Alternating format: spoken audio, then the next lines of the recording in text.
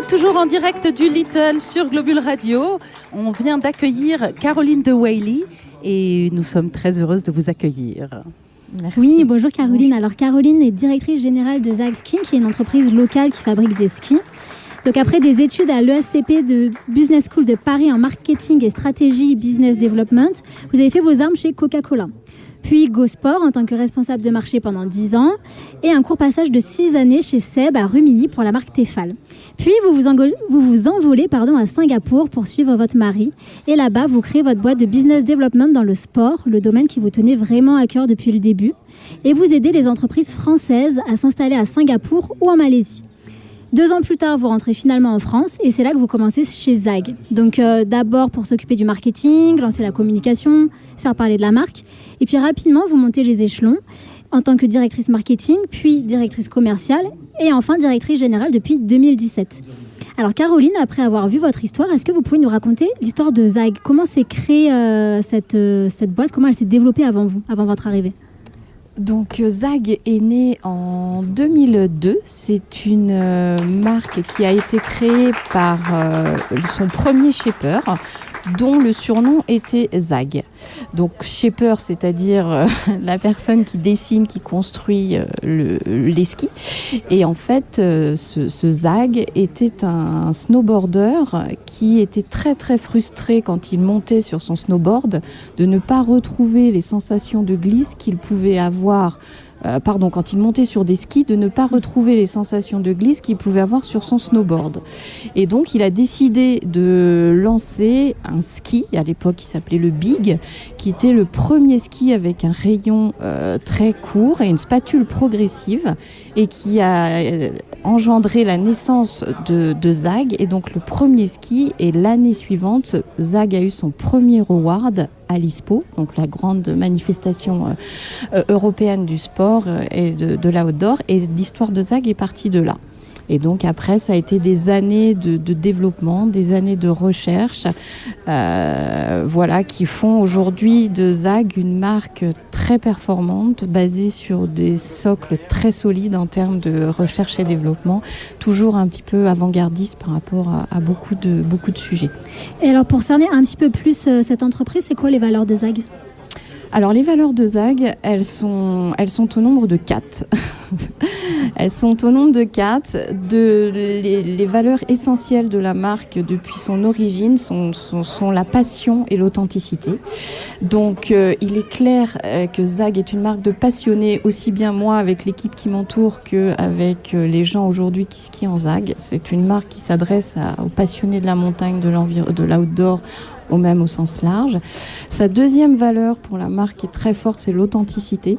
C'est une marque qui vraiment est une marque qui recherche la vérité, qui est sur la proximité par rapport à la montagne, qui est très proche des professionnels de la montagne, donc une recherche vraiment d'évasion, la vraie histoire de la montagne. Donc tout est autour de l'authenticité. Et 2 nouvelles valeurs nous marquent depuis maintenant 3 ans. Ce sont les valeurs de responsabilité et d'engagement, puisque nous avons lancé en 2017 le Zag Green Programme. Et donc toutes nos actions maintenant sont tournées autour de l'éco-responsabilité et de l'éco-conception. Et tous nos engagements, nos actions, tout est souligné et mené avec cette approche d'éco-conception et d'éco-responsabilité afin de devenir une marque vraiment, vraiment durable et engagée de ce point de vue-là. C'est très important pour nous, c'est au cœur de toutes nos stratégies aujourd'hui. Et alors au niveau de la production des skis, ça se déroule comment ? Où est-ce que vous produisez vos skis ? Avec quelle matière vous les fabriquez ? Alors nos skis sont tous 100% bois, tout est woodcore, donc là-dessus il n'y a aucun essai d'autres matières plus synthétiques ou autre chose, ce n'est que du 100% bois. Bien sûr le bois on le cherche et on prend au niveau du bois toute la particularité du bois avec les labels qui sont importants pour nous. Notre production est faite, sinon pour répondre à votre question, en Pologne et en Tunisie, avec plus de 80% en Pologne, donc en Europe. Et après, au niveau de la conception des skis, c'est à Chamonix, c'est ça ? Voilà, donc toute la conception, tout ce qui est prototypage, tout ce qui est R&D, tout est fait à Chamonix, dans notre lab à Chamonix. Donc nous sommes au pied des Grands Montées. Et là, nous dessinons tous nos skis, nous décidons de toute la stratégie de la marque. Nos bureaux sont là-haut aussi. Et à partir de ce moment-là, les usines ne reçoivent que nos fichiers. C'est-à-dire que même le choix des matériaux, le choix du bois qu'on utilise, de la résine qu'on utilise, de tout, la fibre utilisée, tout est sélectionné par nos soins et ensuite exporté au niveau de nos usines qui ne contrôlent absolument en rien toute la qualité. Tout est fait chez nous en interne. Et alors, on en parlait ensemble en off au niveau du design, où je vous disais que les skis Zag, on les reconnaît tout de suite maintenant. Alors, est-ce que vous pouvez nous expliquer un peu quelle a été votre stratégie à ce niveau-là ? Alors, ça me fait très très plaisir que vous disiez ça, déjà. Parce qu'en effet, c'est des années de travail.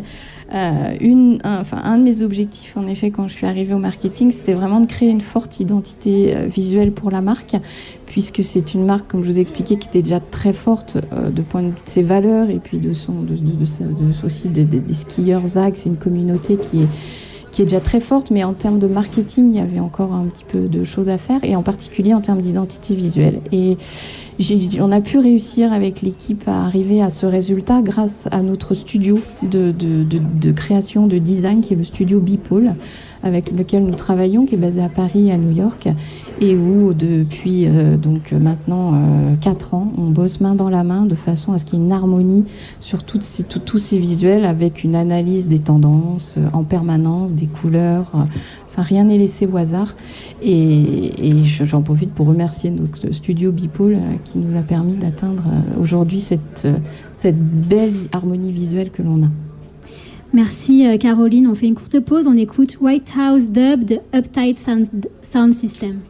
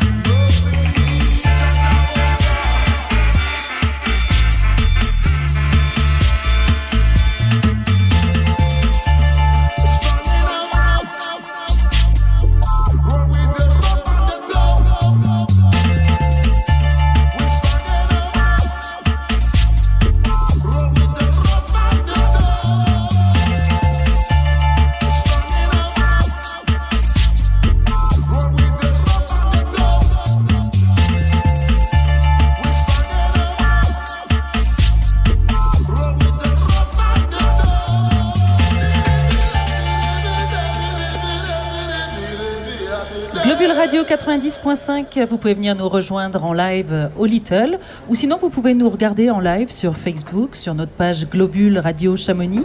Hélas, parfois le flux est un peu interrompu pour des raisons obscures de droit, mais désormais vous pouvez nous retrouver en vidéo sur le site Globule, Globule Chamonix Radio. Le menu c'est live vidéo et il n'y a pas d'interruption et c'est en haute qualité.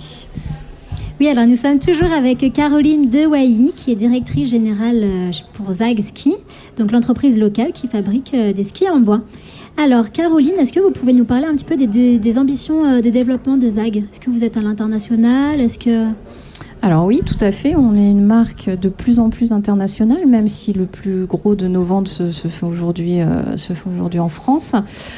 Nous attaquons peu à peu l'international, donc déjà une présence assez significative en Europe, en particulier Allemagne, Autriche, un développement aussi qui est de plus en plus important sur l'Espagne, sur la Suisse évidemment, sur l'Italie. Et nos gros enjeux là maintenant se portent sur le continent nord-américain, puisque nous venons de lancer la marque au Canada. Et donc ce qui est pour nous un premier envol très important. Et nous sommes très attendus là-bas. Donc ça s'annonce plutôt très positif. Parce que la neige au Canada, je pense qu'ils connaissent bien aussi. Et on a des skis qui s'y prêtent. Et alors, vous nous parliez avant du ZAG Green Programme. Alors pourquoi l'avoir créé ? Est-ce qu'il était là depuis le départ ou est-ce qu'il s'est créé en cours de route ? Alors, il s'est créé en cours de route. Il est apparu donc en 2017 et il est apparu comme une évidence pour moi et pour mon équipe avec l'évolution de l'industrie, l'évolution habitant à Chamonix. On est aussi très, très sensible à tout ce qui se passe par rapport évidemment au glacier, par rapport à la pollution, par rapport à tout ce qu'on peut entendre. Donc, c'était évident qu'en tant que marque locale, on devait aussi agir et on devait faire tout ce qu'on pouvait faire, tout ce qui était à notre niveau. Donc bien sûr, on est encore petit, mais en tout cas, toutes les actions, les plus minimes soient-elles, sont considérées comme nécessaires pour nous. Et donc le ZAG Green Programme, comme je le disais, s'articule autour de deux axes, l'éco-conception et l'éco-responsabilité. Donc concrètement, sur l'éco-responsabilité, c'est le choix de nos partenaires, c'est toutes les actions qu'on développe. On travaille avec, aujourd'hui on a une gamme textile qui est en coton bio évidemment. Les partenaires, on est partenaire avec des marques qui doivent avoir un engagement éco-responsable aussi quand on monte des collabs ou des choses comme ça.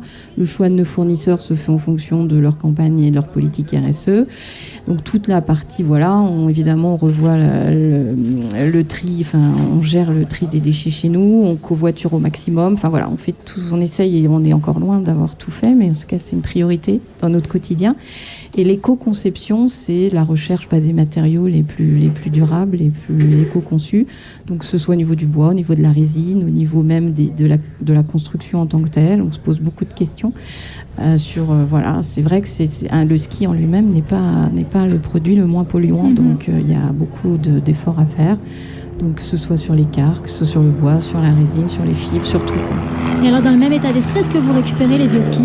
Tout à fait. On récupère les vieux skis et on développe aussi tout de l'upcycling par rapport au ski.